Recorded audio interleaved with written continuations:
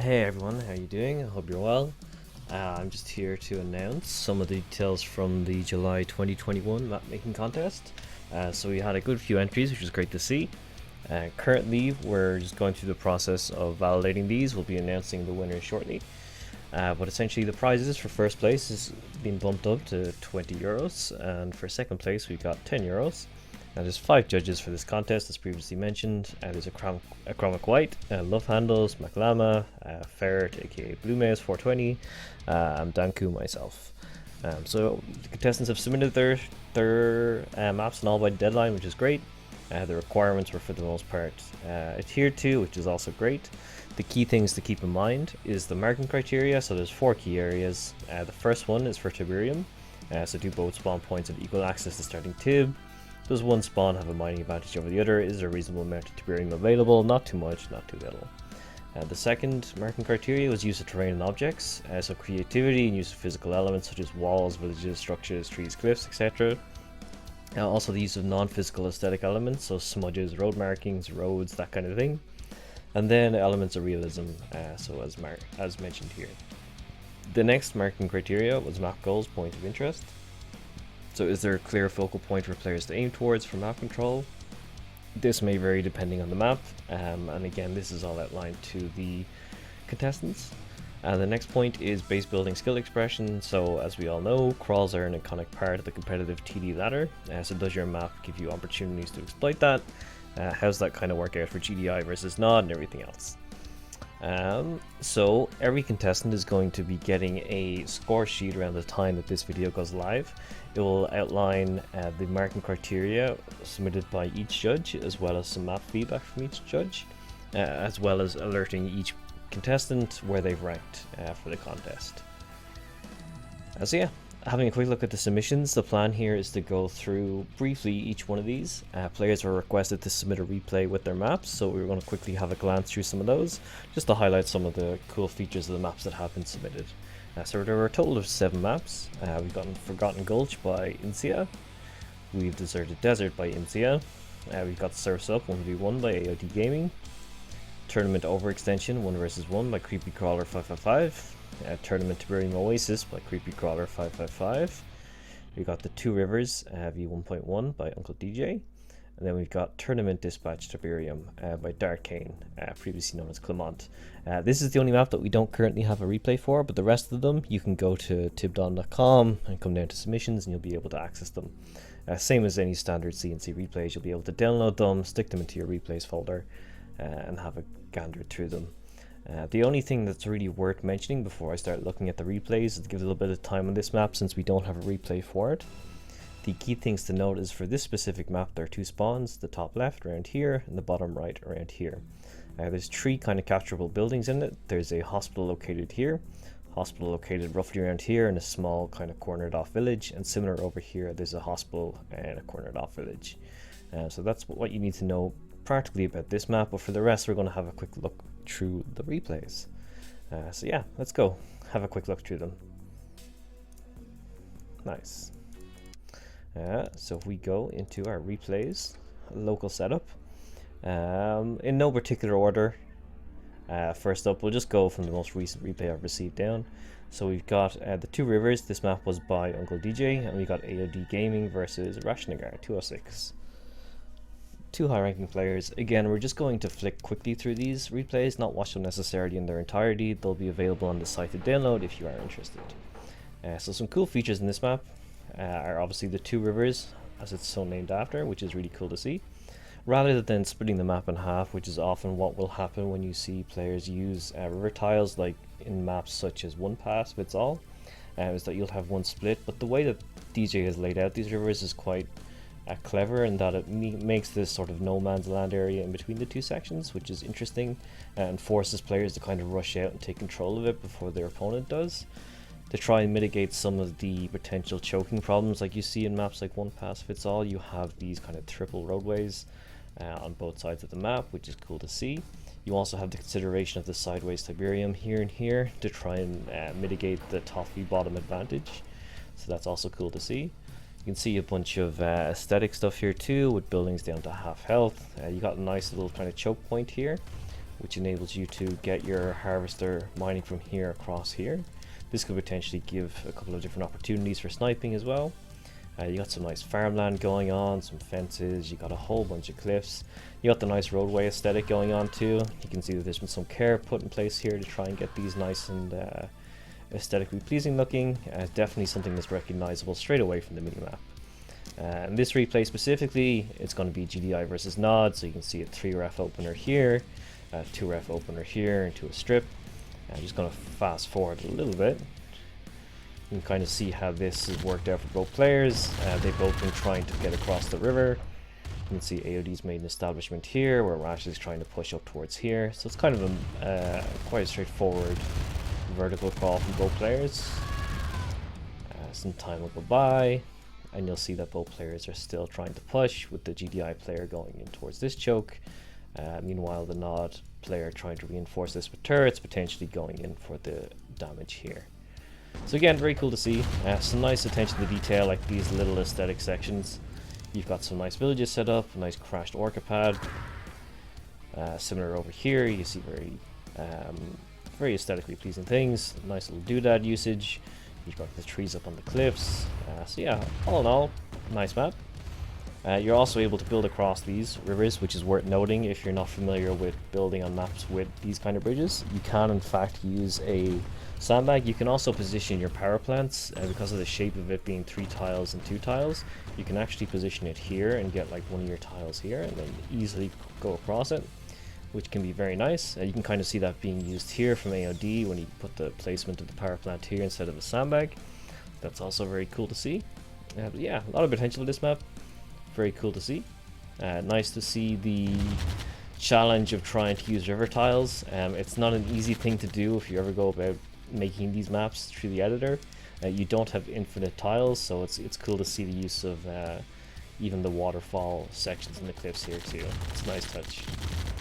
So yeah, that's going to be the quick look we have there for Uncle DJ's entry for the 2 Rivers 1.1. Next up,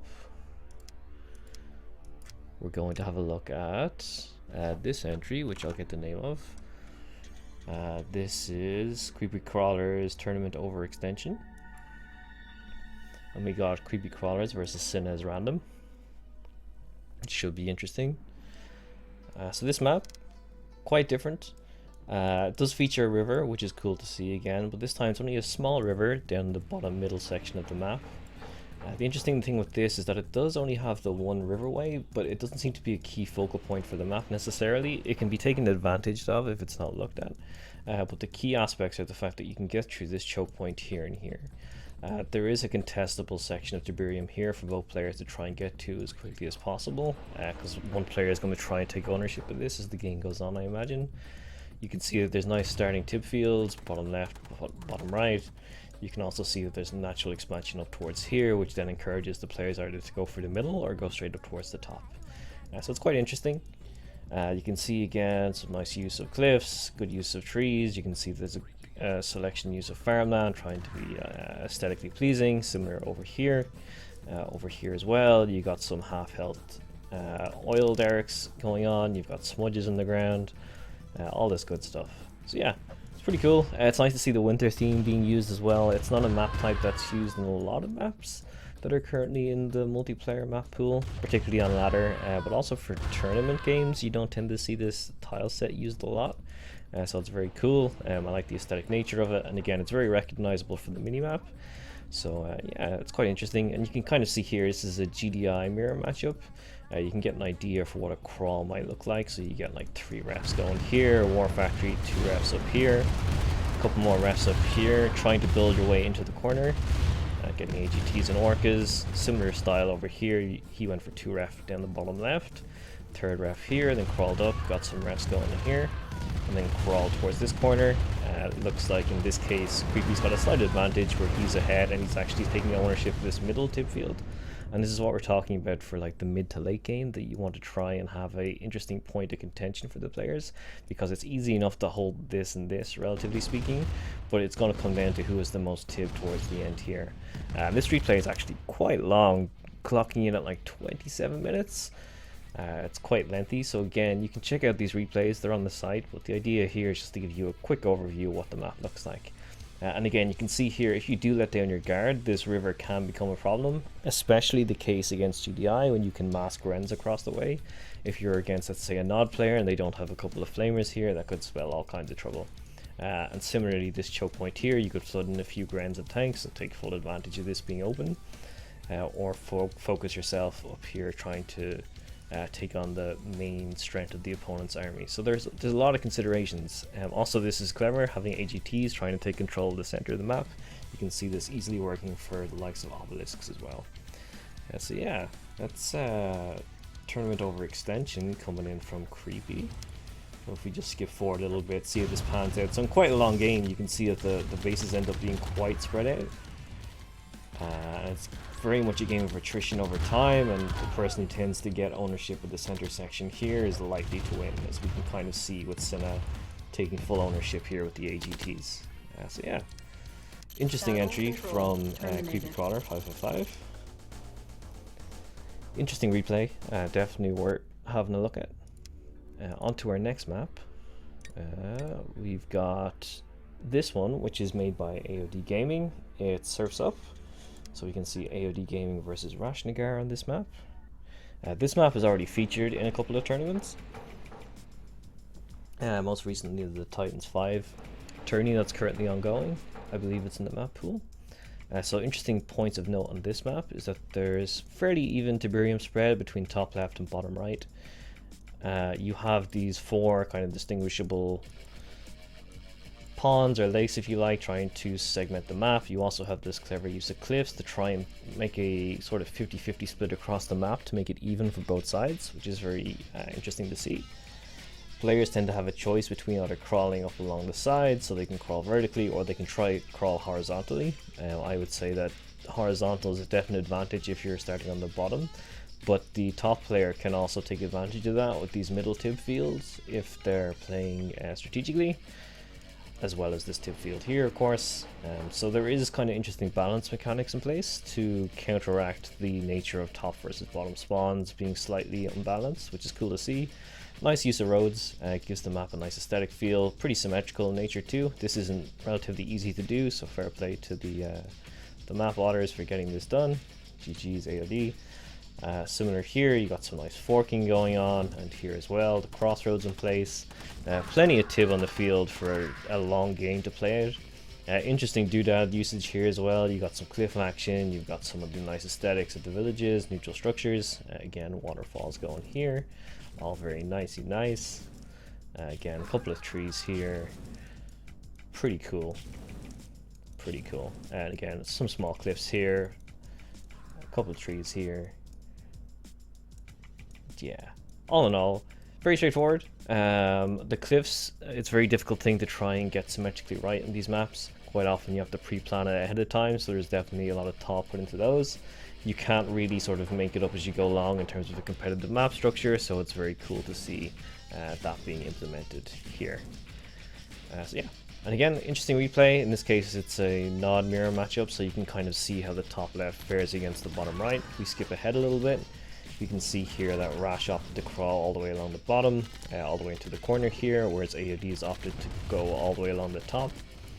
Even though you're going to suffer from some delay in terms of top mining from these refs compared to these refs going straight down. Other ways I've seen this map played have been from this corner going all the way to the bottom left corner, and similarly from the bottom right here all the way to the top right. So there are plenty of options, and you can also go into the center. In terms of like a point of contention between the two players, while there's not necessarily a shared tib field they have to contest for, the players can arguably say whoever pushes forward the most and controls these tib fields will likely win the longer game. So yeah, interesting map.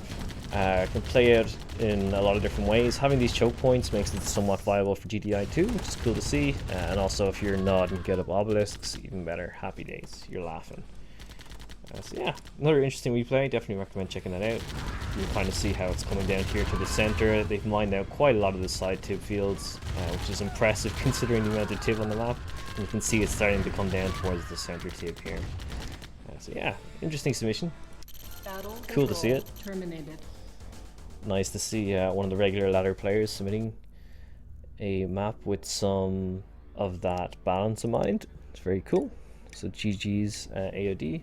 Next up we got, let me get the name of this right, Tournament Tiberium Oasis from Creepy Crawler 555. So we'll see how this plans out. This is the second entry from Crawler. This is a 31-minute replay, which is again quite long. Probably not going to watch the whole thing again. Just point out some of the key elements that we see in it.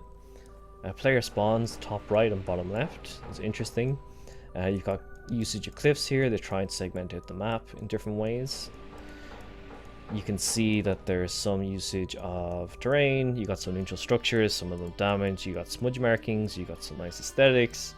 One thing worthy of note is these hospital positions. So you've got one down here towards the bottom right and one up here towards the top left. These are capturable. One thing that's a little bit odd though with the positioning of these is that you don't really have direct access to the tip beside it. You have to kind of build up and around, which is a little bit awkward, but it's definitely an interesting concept. You also have these bunkers of bushes, which is not really something I've seen used a lot in maps, like this kind of natural terrain where you can actually hide artillery and stuff behind it, or even AGTs or obelisks. Very cool to see it. So it's interesting usage for sure. Nice roadways, not exactly symmetrical, which is kind of adding its own flavor, which is nice. Yeah, interesting little map. And of course you got the defining Oasis there in the center, a big chunk of Tib in the middle too, which will be a interesting point of contention for both players as the map draws out. I'd say the most awkward part though will be the top left and bottom right Tib fields. It'll be interesting to see because it's not quite designed for the player to do a vertical crawl downwards because you've got this cliff in the way, and it's also not quite designed to go in a horizontal direction because you hit here and then you got this wall. So it is something that players will have to pre-plan in terms of a strategy going into the map, I suppose, if it's used in the competitive setting. It's definitely interesting, different. And of course you got the aesthetics here, very nice, a couple of trees.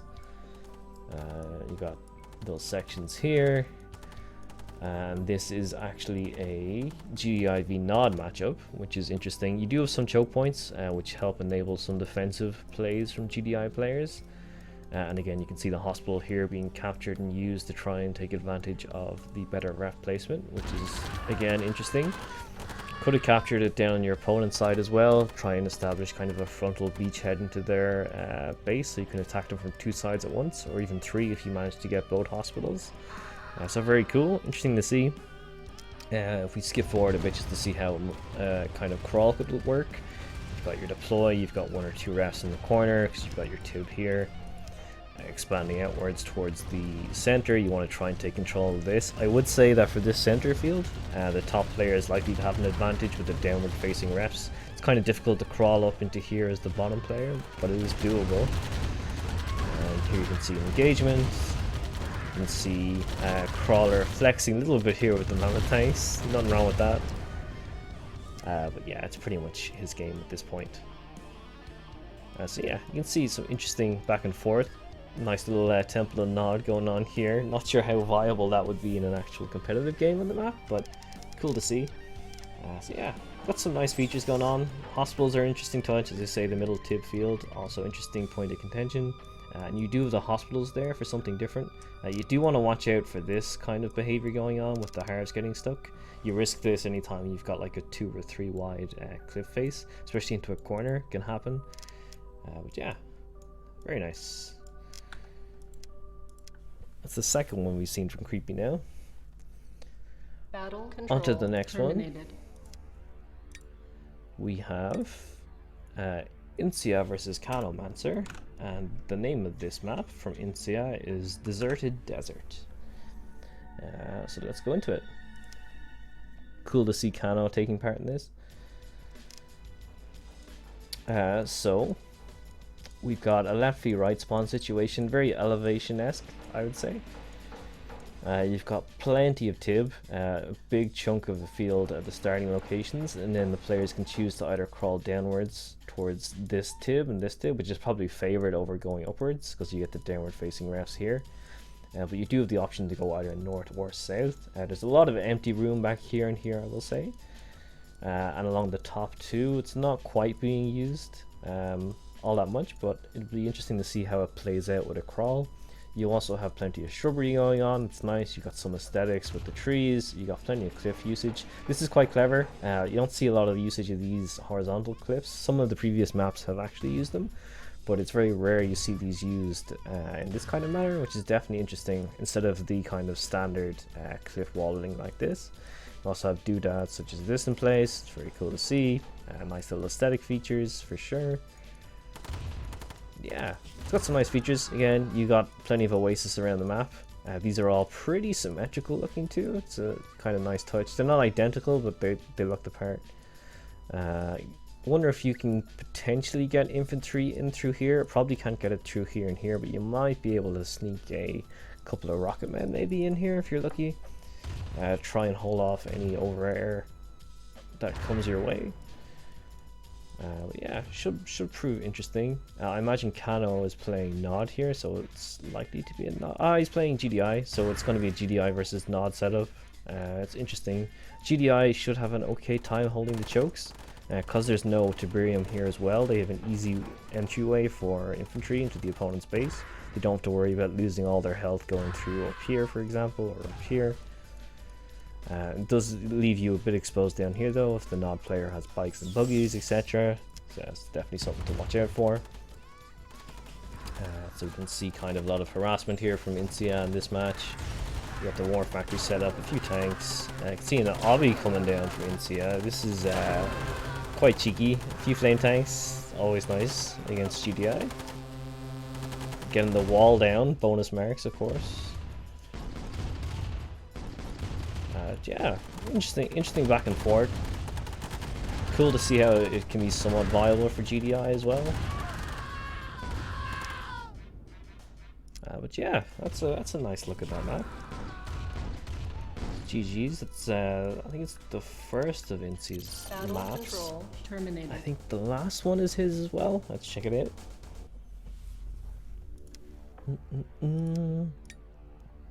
Yeah, the last one is called Forgotten Gulch. And this is an old, well not old, but this was a map that Incia originally had made way back that me and Kano had tested out a long couple of months ago. He has since revised it and changed a few things. So to have a look at the map, the most interesting feature and the most prominent one is probably the big gulch down the center, which at any point you can send troops down. The spawns being the top here and the bottom here. And now interestingly, Incia has opted to move his Conard over to the right, so you're going to see kind of varied styles of play from both sides, which is going to be cool. Top spawn player going to want to try and get the upward facing refs so they can do the sideways mining. Meanwhile, interesting to move from here from Incia. You lose the downward facing ref advantage from these tip fields, but you also don't have to deal with pressure coming in from down the middle here. And you do get some nice refs against this huge tip field on the side, so he does have that going for him. Other things of note, there's plenty of foliage going on, some nice trees breaking up this large open area. You've got the cool aesthetics of the broken rivers on both sides, the broken bridges. This is kind of nice. Again, you've got some variation between the left and right sides of the map. They're not necessarily 100% symmetrical, but it's still along the general scheme of fairness in terms of tib layout and spread. It's very interesting how like you have this big chunk of cliff here, but you don't have a corresponding one necessarily on this side, but it does when you're playing it feel relatively balanced, which is nice. So in the top spawn, if you insta deploy, you've access to these tib fields and you can crawl to your left, or you can try and crawl over here towards the right side and take these tib fields if your opponent hasn't moved and you don't want to contest them here. So there are options available to you, and like we saw, you can do the insta Conyard move as well, or you can choose to insta deploy, but you'll be at risk of the attack straight down the center. Very effective if you're a Nod player against GDI, come out with the flame tanks. Very little your opponent can do. But yeah, it's an interesting matchup. Always scary to build into GDI, especially as Nod. Meanwhile, Kano opting to go down along the side. He knows he's going to be safe over here since his opponent didn't deploy down here. You also, of course, can see some doodads like the broken Orca here. It's very cool. Again, not necessarily relying too much on the prefab cliffs, so this is clever. You just tail it off here, put some trees in the way, and then continue the cliff. Again, very nice, very natural looking. Plenty of tib going, relatively well balanced. Yeah. All in all, good map, I would say. And you can use it to your advantage. I would say if you're GDI in this map, you're probably going to favor moving your conyard to the sides to make it easier to defend the top and bottom rather than worrying about this the whole game. And of course, this has been widened since the original version of this map a few months back, so this is like 3 tiles long. Now there are some rocks in the way, but you can silo crawl through here, or even get like a cheeky racks, potentially get all the way into here if you want to surprise your opponent in, say, a tournament setting. It'd be nice. You could even move your conyard quite far forward and deploy here, let's say, if you really want to try and get up in their face unexpectedly. So yeah, interesting map. A lot of variation in terms of what you can deploy and what you can do. So yeah, GG's. Again, replays are all available up on the site if you want to check them out. I'll be sure to include timestamps in the video description to make it easy to flip between the different maps and the things said about them and all that good stuff. So yeah, that's been a quick look through of all the maps. So as a reminder, we've gotten Forgotten Gulch from Insia 3000, Deserted Desert from Insia 3000. You've got Surf's Up from AOD Gaming, Tournament Overextension 1v1 from Creepy Crawler 555, Tournament Tiberium Oasis from Creepy Crawler 555. We got the Two Rivers 1.1 by Uncle DJ, and then Tournament Dispatch Tiberium by Dark Kane. And yeah, without further ado, it's time for us to move on to the final scoring. So as mentioned before, the scoring is done out of each judge who has 4 key criteria. The average of each judge is then taken, compared against the average of all of the judges to figure out the final average scores, which are listed here. So in first place, we've got Tournament Overextension from Creepy Crawler 555. Well done, Creepy, coming ahead with quite a margin too. So well done for putting together quite a solid map. And second place, we've got Insia with Forgotten Gulch coming in with 3.475. Well done, Insia, just taking it ahead of third place by 0.025 marks. Quite a close margin. So unfortunately, AOD not quite placing a prize there, but still coming in a respectable third place. Well done, AOD. And then, of course, we have the 4 other entries. Tournament Tiberium Oasis from Creepy. We got the Two Rivers from Uncle DJ, Deserted Desert from Insia, and Tournament Dispatch Tiberium from Dark Kane. So well done to all involved. Thank you all for taking the time to make your maps, put them forward for submission. I'll be sure to forward them on to tournament organizers in future to make sure that they're aware of them and highlight them in all the key areas that I can to help promote awareness for good maps across the game. And of course, a special shout out to the judges, McLama, Lovehandles, Achromic White, Blue Mouse 420, all for taking the time for submitting, going through the reports. These will all be sent out to each contestant individually, so if they've got any questions or queries on any of that, by all means they can get in contact with myself directly. And for those who have won, be sure to get in contact with me with your PayPal details. I'll again reach out to you to confirm all that good stuff. So well done all. Thanks very much for tuning in and for creating some great maps for the community. GG's everyone, and I'll speak to you again soon. Bye bye.